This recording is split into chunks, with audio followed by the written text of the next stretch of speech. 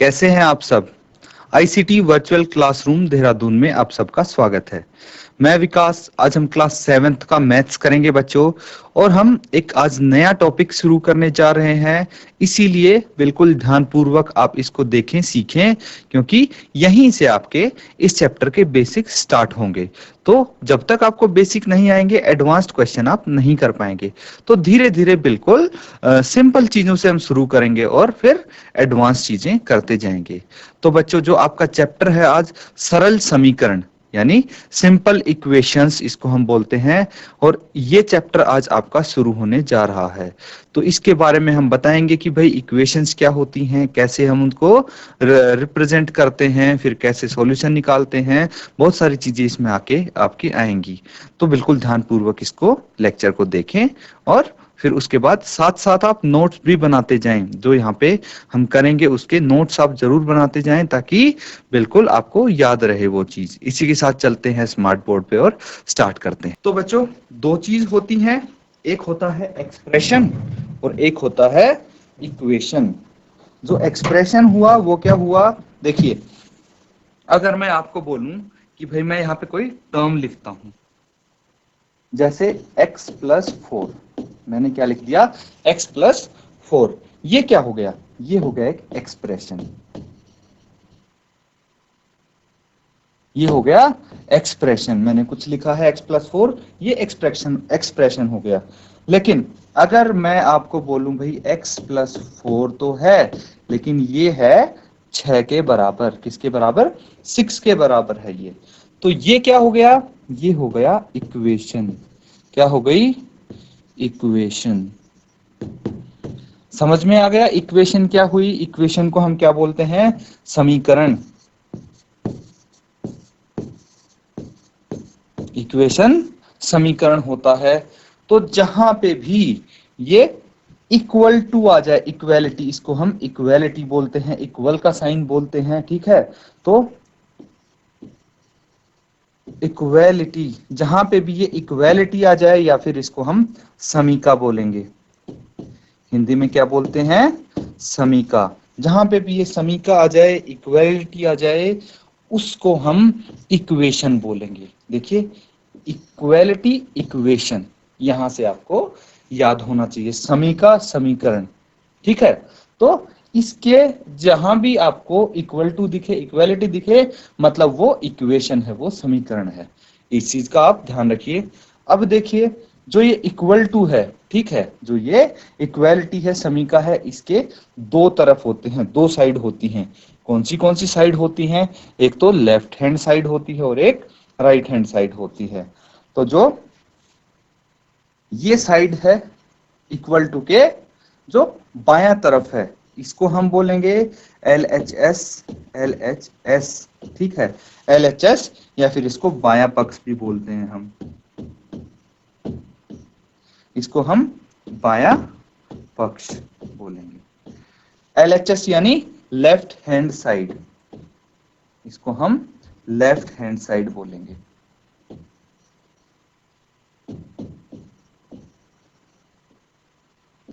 Left hand side या फिर बायां पक्ष, इसको हम बोल सकते हैं।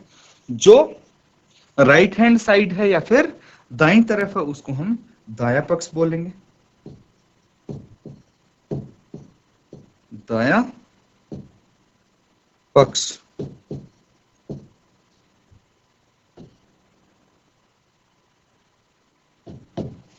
दायां पक्ष या फिर राइट हैंड साइड, RHS यानी राइट हैंड साइड। तो ये चीज होती है इक्वेशन में, समीकरण में। और एक चीज देखिए, कुछ तो ये नंबर्स आपको दिखेंगे कहीं पे, ठीक है, कहीं कहीं आपको नंबर्स दिख रहे होंगे, लेकिन कहीं पे आपको x दिखेगा, कहीं पे y भी दिख सकता है। ये क्या हो गया? इसको हम क्या बोलते हैं? इसको बोलते हैं वेरिएबल। क्या बोलते हैं? वेरिएबल यानी चर, इसको हम बोलेंगे। क्या बोलेंगे? चर बोलेंगे इसको हम। तो ये चीजें होती हैं इक्वेशन की। अब देखिए, इक्वेशन ऐसा नहीं है कि बिल्कुल ऐसे ही होगा। इक्वेशन थोड़ा दूसरी फॉर्म में भी हम लिख सकते हैं। अगर मैंने लिख दिया 2x + 3 is equal to 4 into y plus 2। क्या ये इक्वेशन है? बिल्कुल है, ठीक है, क्योंकि हमें यहाँ पे इक्वेलिटी का साइन दिख रहा है, समी का यहाँ पे दिख रहा है, इसलिए इसको समीकरण हम बोल सकते हैं। तो कैसे ही कितनी ही कॉम्प्लिकेटेड फॉर्म में भी हो सकता है, सिंपल फॉर्म में भी हो सकता है। तो आपको बस ये पता लगाना कि ये इक्वेशन किसको बोलते हैं। तो जहां पे इक्वेलिटी का साइन हो उसे इक्वेशन बोलेंगे, ठीक है। अब है समीकरण कैसे बनाते हैं, ठीक है। फॉर्मिंग इक्वेशन, फॉर्मिंग इक्वेशन मतलब समीकरण बनाना। कैसे बनाएंगे हम समीकरण? तो सबसे पहले आता है इसमें योग, योग यानी एडिशन या फिर सम ऑफ। तो भाई सम ऑफ मतलब क्या होगा? यहाँ पे कोई इक्वेशन लिखेंगे, देखिए x है, ठीक है। x क्या है? एक चर है। इसमें मैंने यहाँ पे 4 ऐड कर दिया और ये कितना होना चाहिए? 6। तो इक्वल टू आ गया, इसलिए ये इक्वेशन है। और हमने यहाँ पे क्या किया है? योग किया है, सम किया है, इसीलिए ये भी एक इक्वेशन हो गई, ठीक है। कौन सी? सम की इक्वेशन हो गई। ऐसे ही हम डिफरेंस की, घटा की जो इक्वेशन होती है वो कर सकते हैं, घटा या फिर डिफरेंस। तो कैसे करेंगे? अगर मैं बोलता हूं भाई कि यहाँ पे आपके पास y क्या है? अब y भी चर है, वेरिएबल है। इसमें से मैं अगर 2 घटा दूं तो यहाँ पे आपके 8 बच जाएंगे, ठीक है। तो इसको हम टेक अवे भी बोलते हैं, टेकन अवे। क्वेश्चन ऐसे भी आ सकता है कि भाई y में से 2 हटा दिया जाता है, 2 घटा दिया जाता है, या फिर 2 ले लिया जाता है, तो क्या बचेगा, ठीक है। तो इस तरह से आप इक्वेशन बना सकते हैं। आपके सामने अगर दिया हो कोई भी क्वेश्चन तो इक्वेशन फॉर्म आप कर सकते हैं। अब देखिए कि प्रोडक्ट जो गुना होती है उससे भी आप इक्वेशन बना सकते हैं।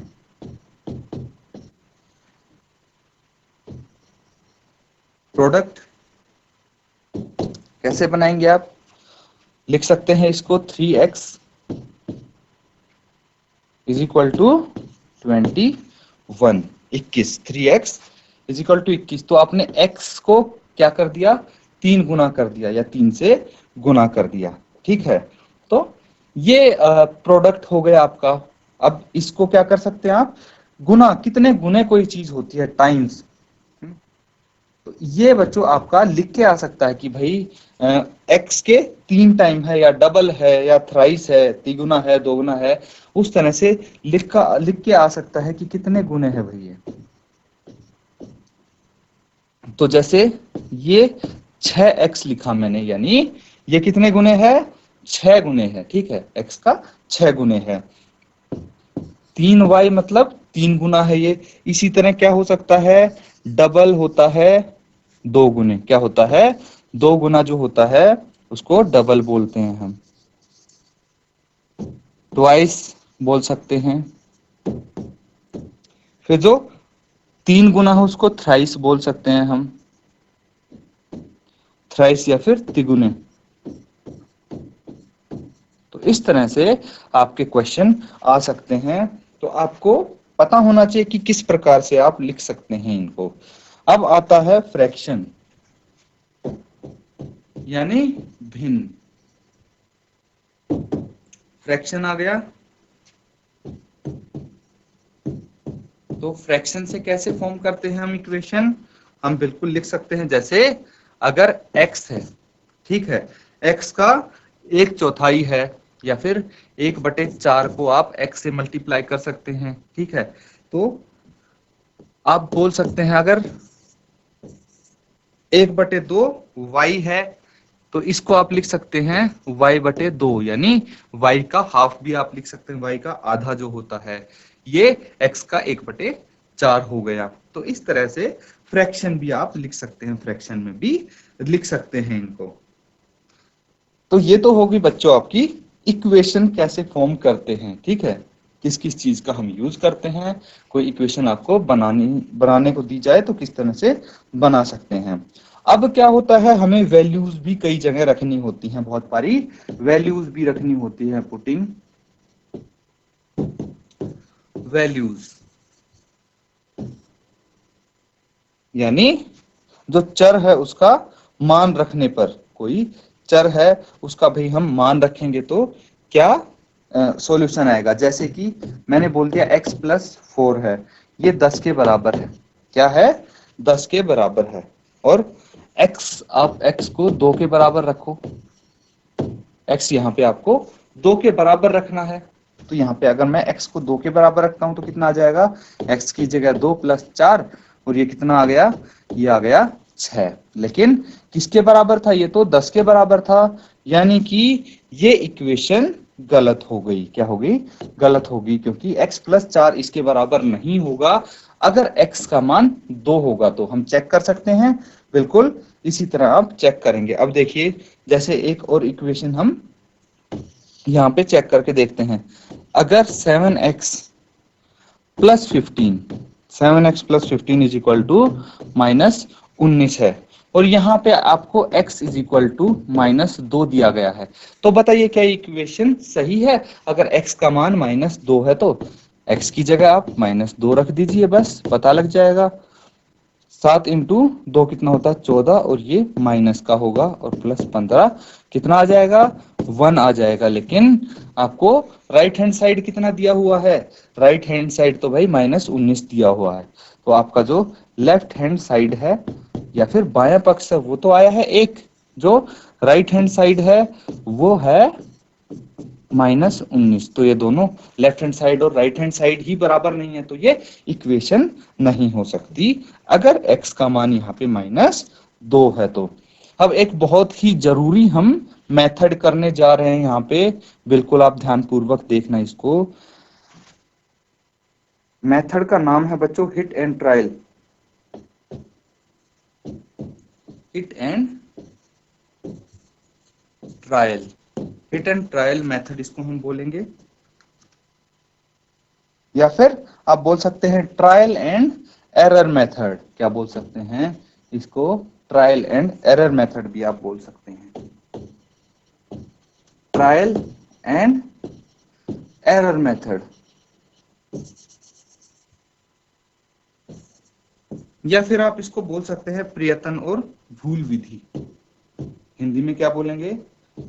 प्रयत्न और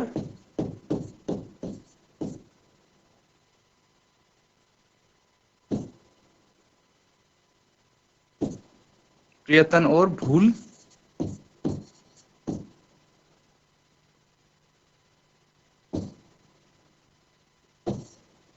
विधि। तो बच्चों ये मेथड होता क्या है, यहाँ पे पहले हम ये चीज समझेंगे। तो देखिए, एक मैं यहाँ पे इक्वेशन लिखता हूँ, समीकरण लिखता हूँ कि भाई 5p प्लस 2 बराबर है 17 के। तो यहाँ पे p का मान क्या होगा? ठीक है, p का मान क्या होगा हमें कैसे निकालना है? हम इसको हिट एंड ट्रायल मेथड से निकाल सकते हैं कि भाई हम मान लेते हैं p का मान 1 हो सकता है। क्या पता 1 हो, तो हम चेक कर लेंगे यहाँ पे p की जगह 1 रख के, प्लस 2, लेफ्ट हैंड साइड हम देखेंगे तो कितना आ जाएगा? 5 इंटू 1 5 प्लस 2, और ये आ गया 7। तो p का मान 1 तो नहीं हो सकता, p का मान हम 2 रख के देखेंगे। यहाँ पे फिर से हम लेंगे लेफ्ट हैंड साइड, ये कितना आ गया? 5 इंटू 2 प्लस 2, और ये आ गया 10 प्लस 2, और ये हो जाता है 12। तो p का मान 2 भी यहाँ पे नहीं हुआ, क्योंकि राइट हैंड साइड तो 17 है, 17 आना चाहिए। अब हम p का मान 3 रख के देखते हैं। ठीक है, इसी तरह 3 4 5 6 तब तक रखते जाएंगे जब तक हमारे पास राइट हैंड साइड के बराबर ना आ जाता ये लेफ्ट हैंड साइड। तो p का मान अगर 3 रखेंगे तो 5 इंटू 3 प्लस 2 हम कर देंगे, और ये कितना आ जाएगा? 5 3 15 प्लस 2, ये आ जाएगा 17। यानी p का मान 3 यहाँ पे होगा। क्यों होगा? क्योंकि ये राइट हैंड साइड के बराबर आ गया, ये दायां पक्ष के बराबर आ गया है।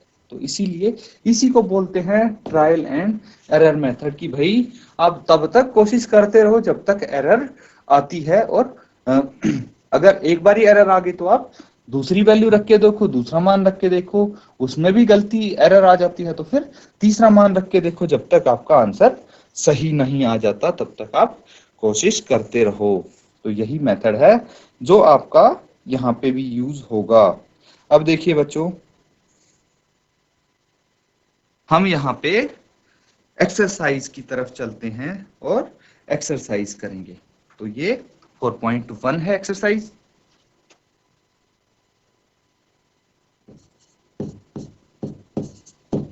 चार दशमलव एक एक्सरसाइज है। इसमें आपको बोला गया है कि सारणी के अंतिम स्तंभ को पूरा कीजिए। एक सारणी यहाँ पे आपको दी गई है, तो सबसे पहले क्या है, क्रम संख्या है। ये तो नंबर्स की हमें संख्या लिखिए, क्रम लिखा कि भाई कौन से समीकरण का कौन सा क्रम है। उसके बाद समीकरण दिए गए हैं यहाँ पे, x+3 बराबर है 0, x+3 बराबर है 0, ये सब समीकरण है।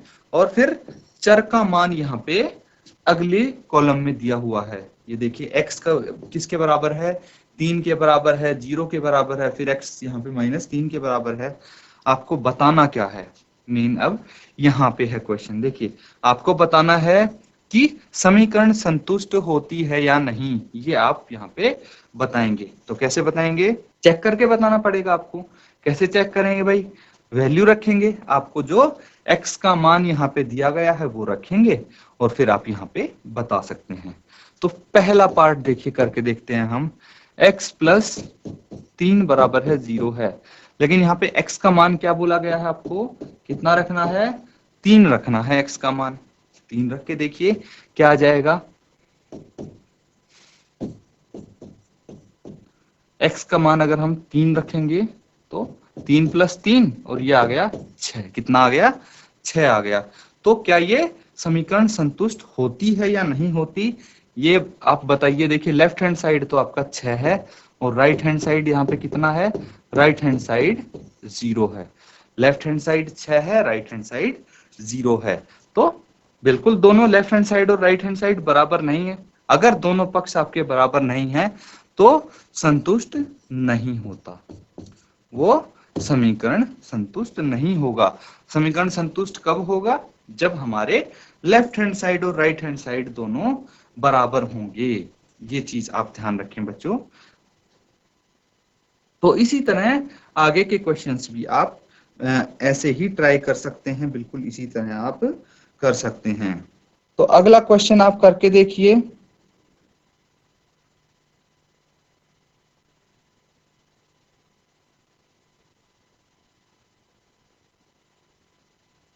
अब देखो x+3 बराबर है 0, सेम इक्वेशन है लेकिन जो ये चर है उसका मान अलग दिया हुआ है यहाँ पे। तो बताइए क्या इसको सेटिस्फाई करता है ये। दूसरे पार्ट में देखिए, ये x+3 0 के बराबर है, लेकिन लेफ्ट हैंड साइड हमें क्या करना है, x+3 को चर का मान रख के हमें इसकी वैल्यू निकालनी है। ठीक है, तो यहाँ पे चर का मान कितना हो गया, 0 हो गया। 0 + 3 ये हो गया 3। तो राइट हैंड साइड कितना है, राइट हैंड साइड आपका 0 है। तो right hand side 0, left hand side 3, ये भी इसको समीकरण को संतुष्ट नहीं करते। इस तरह से आप कर सकते हैं बच्चों। ठीक है,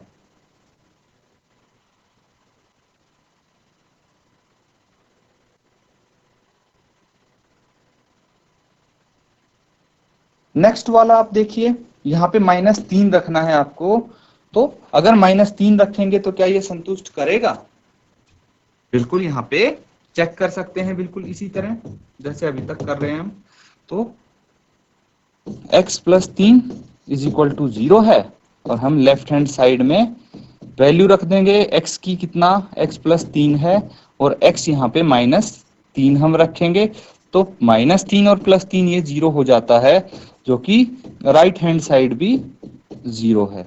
अब देखिए राइट हैंड साइड भी 0 है, लेफ्ट हैंड साइड भी 0 है, मतलब दोनों बराबर हैं, दायां पक्ष और बायां पक्ष। तो आप बोल सकते हैं कि ये इस समीकरण को संतुष्ट करता है। तो हाँ आप बोल सकते हैं यहाँ पे।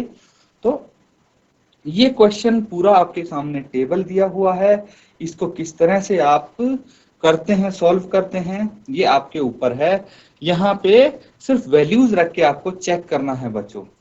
तो इसको आप नोट डाउन करिए और जो क्वेश्चन आपके यहाँ पे सामने है उनको सॉल्व करके अब मुझे आंसर बताइए बच्चों कि क्या आंसर आपके आते हैं। इनको सॉल्व करके और मुझे अगले पार्ट का आंसर बताइए, हाँ होगा या ना होगा, ये समीकरण को संतुष्ट करता है। फोर्थ, फिफ्थ, सिक्स्थ, ये 3 भाग सॉल्व करके मुझे दिखाइए और आंसर बताइए जल्दी से।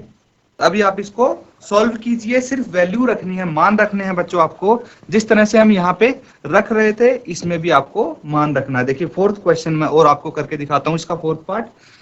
x minus 7 is equal to 1 है ये।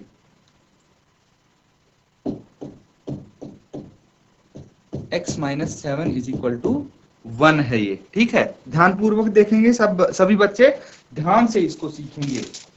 तो x माइनस 7 1 के बराबर है और चर का मान यहाँ पे हम क्या रखेंगे, वो दिया हुआ है, चर का मान x इज इक्वल टू 7 है। क्या है, चर का मान 7 है। तो हमें यहाँ पे सबसे पहले तो ये पता होना चाहिए कि भाई लेफ्ट हैंड साइड कौन सा है, जो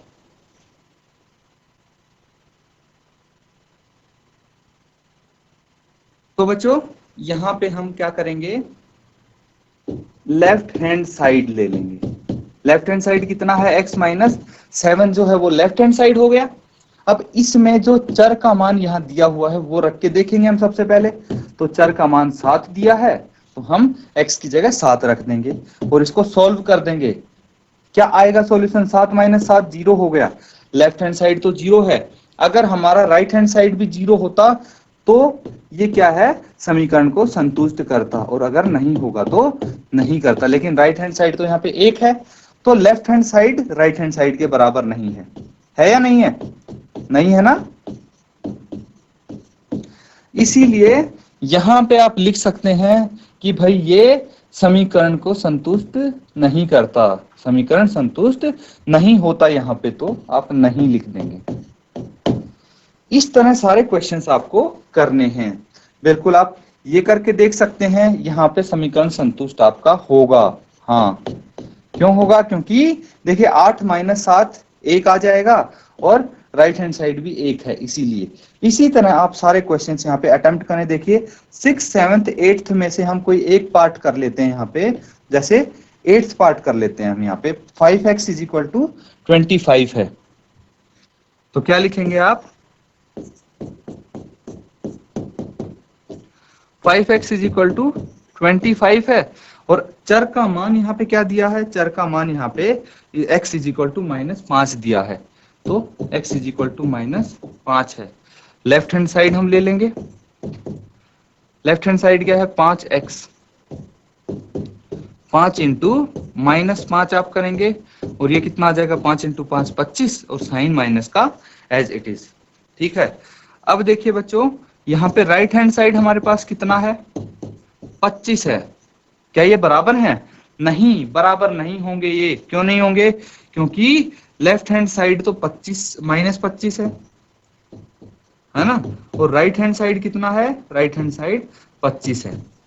तो भाई 25 और -25 बराबर नहीं हो सकते ना, इसीलिए आप बोल सकते हैं कि ये समीकरण को संतुष्ट नहीं करता है। इस तरह से जो भी ये सारा आपका टेबल है ये पूरा हो सकता है। ये आपका होमवर्क है बच्चों, ये आप घर पे करेंगे, ये आपका होमवर्क है। और अगर कोई डाउट आता है तो आप अगली क्लास में आए और सबसे पहले आप अपना डाउट पूछें, प्रश्न पूछें, जो भी आपको इसमें सॉल्व करने में परेशानी आती है। एक बार आप इसको खुद करके देखें, काफी सारे पार्ट यहाँ पे हम कवर कर चुके हैं इसके।